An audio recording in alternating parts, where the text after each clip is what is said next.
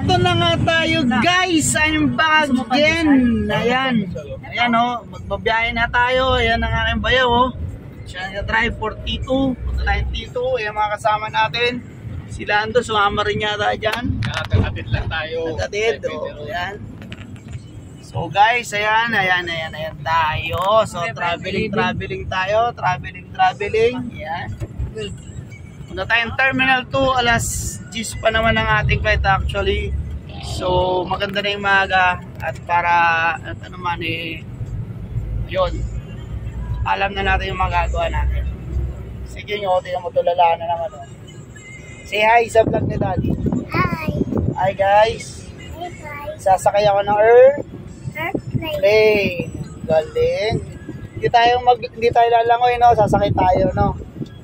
O yan, ayan sila. So, hi naman kayo guys. Hi, say hi. Parang lulungkot nyo. Sasakay kayo aeroplano, lulungkot nyo ha. Ayan, no? Ang puyatan. So, see you.